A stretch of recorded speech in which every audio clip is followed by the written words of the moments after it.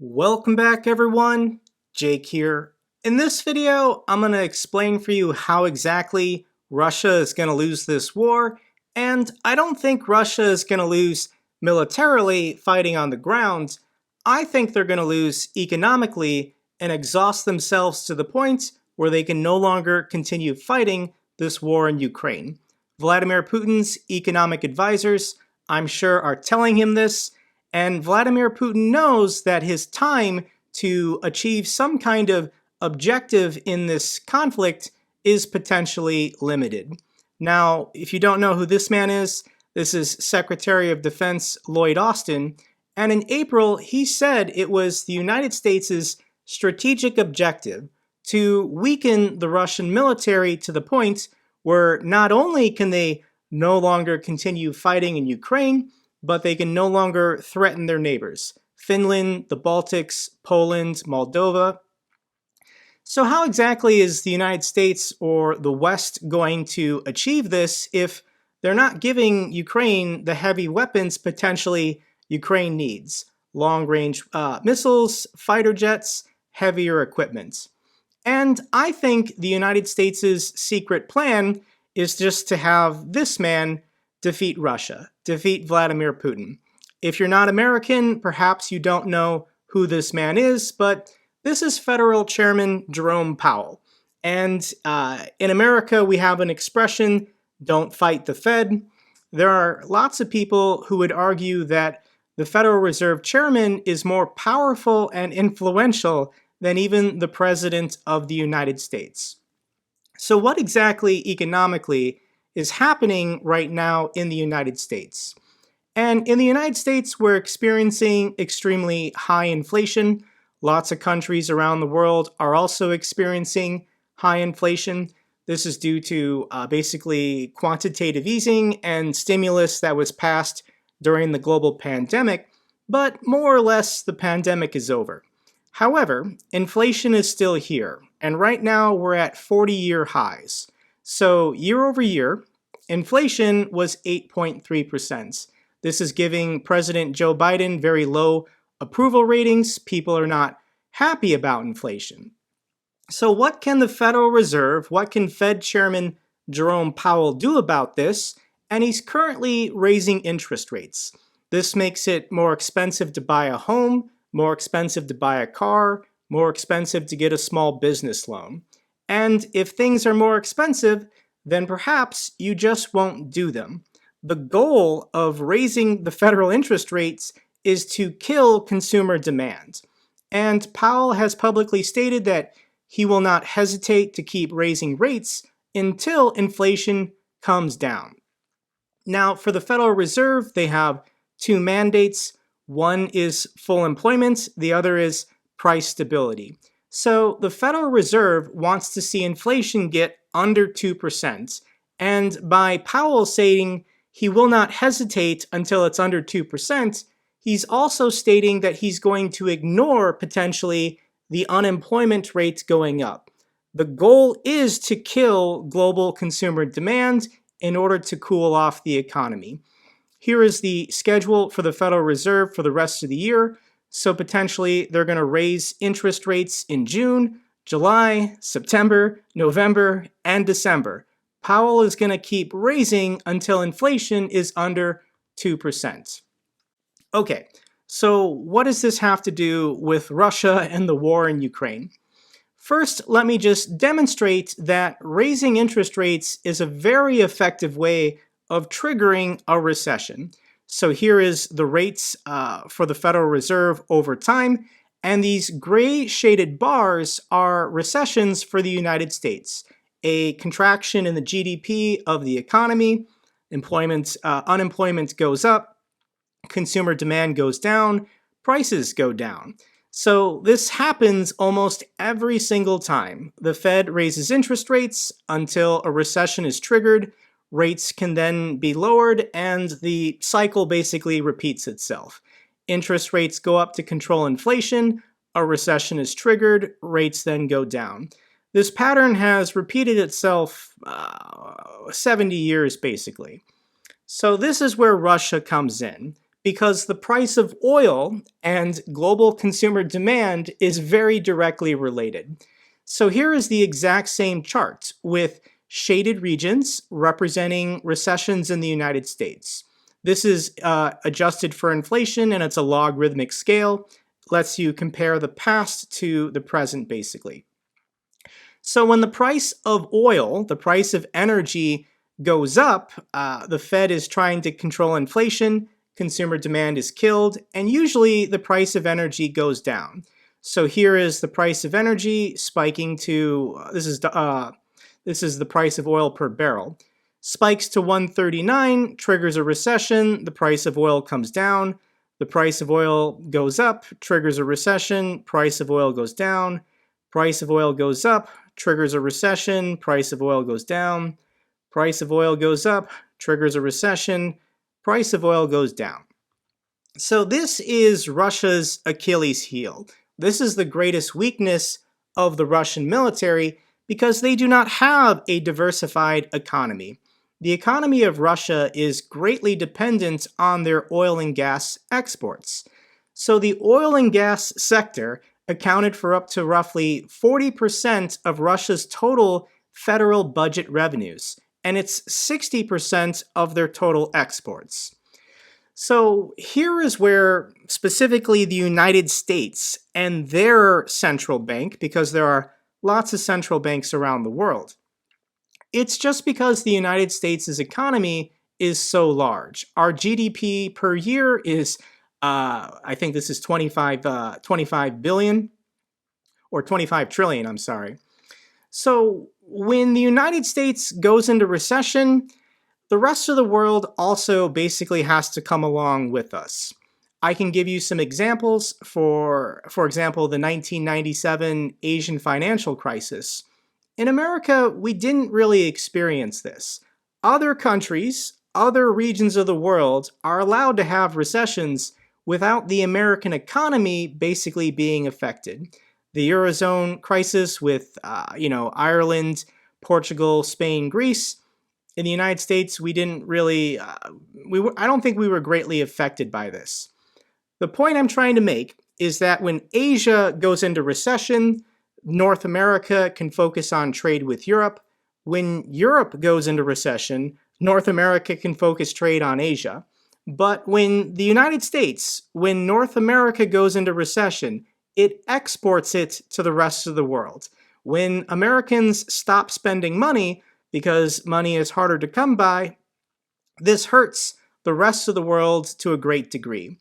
So let's now go back to the price of oil per barrel. And there's actually a very strong correlation between Moscow's aggressiveness, Moscow's provocations, and how much money they're bringing in from energy exports. And this goes all the way back to the time of the Soviet Union. So in the 1960s, when the price of oil was low, the Soviet Union was experiencing stagflation. Things were not going well. However, as soon as the price of energy, the price of oil, went up in the 1970s, Moscow, the Soviet Union, became much more prosperous, much more emboldened. And this culminated with the Soviet invasion of Afghanistan in December of 1979. So look at the price of oil in December of 1979. It was $122 a barrel. The Soviet Union, Moscow, could afford to have a war. However, the invasion of Afghanistan dragged on for nearly 10 years, and the price of energy just kind of collapsed. So by the time that the Soviet Union pulled out of Afghanistan in 1989, they were economically suffering as the price of energy was so low. The Soviet Union collapsed in 1990-91. There was a spike in energy because global supply chains were disrupted. So let's now look at the price of oil in the 1970s. The 1990s. Was the 1990s a good time to be living in Russia? How was the Russian economy doing during the 90s when energy prices were extremely low? They weren't doing that good.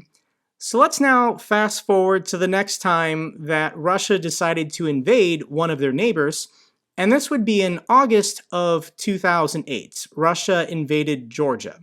Let's go back to the price of oil, and we're looking at, what did I say, August of 2008. Oil was $152 a barrel. So Moscow, Russia, thought that, hey, prices of energy are high, our public coffers are flush with cash, we can afford this war. However, we experienced a global recession, the price of energy declined dramatically. Let's now fast forward to the next time Russia invaded one of their neighbors.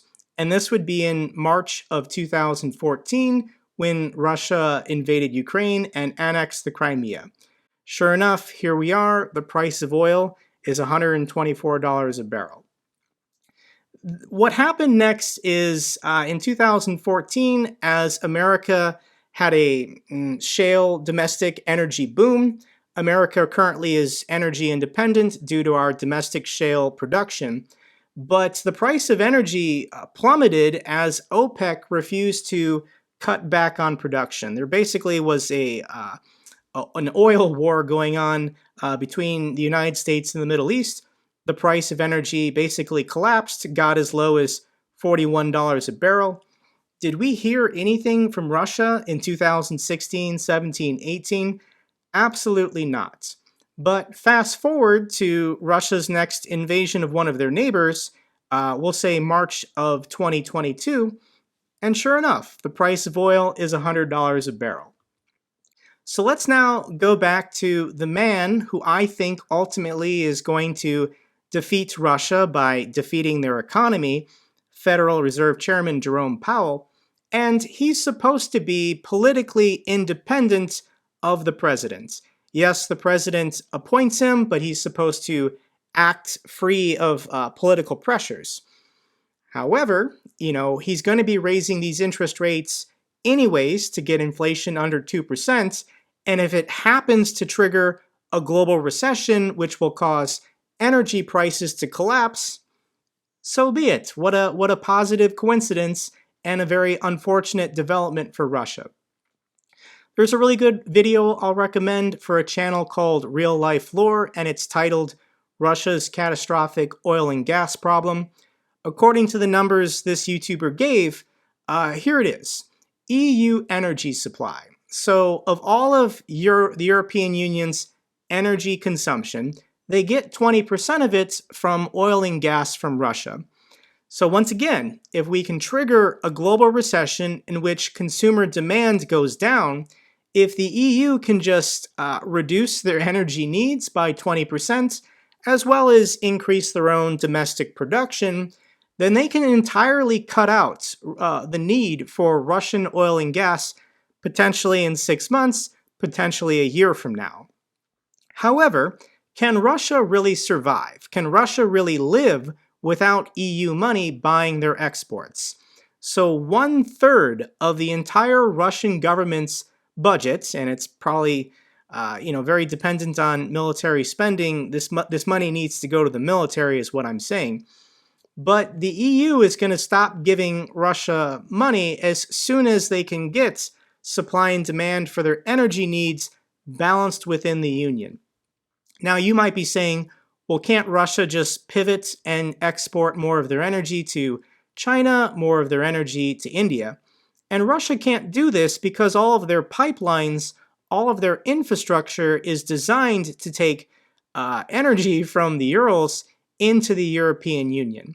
Yes, you can put it on a ship and then sail it around the world, but Russia can't as efficiently and as quickly get their exports out without all of this pipeline infrastructure, which is completely useless if Europe stops buying their oil and gas. I've been watching these YouTube videos from Russian YouTubers explaining what is life like now in Russia, given the sanctions, given the economic hardship. Here's an article titled, If You Think Inflation is Bad Where You Live, Have a Look at Russia. And Russia, year over year, experienced 16% inflation, while unemployment is going up, wages are going down, the GDP is contracting, the economic collapse of Russia is going to take a little bit of time. So the ground forces for the Ukrainian military, they just have to hold the line. They just have to play defense, don't give up any territory, because Russia economically is going to exhaust itself, and the only way to get relief, the only way to save their economy is to give up on this war, retreat back to their own borders, get some kind of peace negotiation going so that those pipelines can start flowing again. And I know exactly what Vladimir Putin is doing right now. He's pushing his military to the max this summer to get control of Donbass, to get control of this land bridge to Crimea, because he's going to go to his friendlies in the European Union, Scholz and Macron, and beg for peace. He's going to say, if you just let me keep the territory I've already taken in Ukraine, I promise that I will never attack Ukraine again. Peace in our time. I'll never do this again. Please forgive me. But I don't think the United States and other NATO members, especially NATO members in Eastern Europe, are going to fall for this trick. This is not going to work, but it's Vladimir Putin's basically best opportunity. So ultimately, I think this is the master plan of the West, not to push the Ukrainian military to retake all of these villages town by town. The loss of life on the Ukrainian side would be very high to do that. Instead, I think an economic war is being unveiled in stages, and as the Fed continues raising interest rates, this is going to kill basically the Russian economy. They will not be able to survive a true global recession in which none of their energy exports can get out because there won't be any demand for them. Okay, that's all for this update video. If you found it informative, give me a thumbs up. Really helps out the channel. If you know something I don't, let me know in a comment down below. I love hearing from you guys. Till the next video, take care, be safe.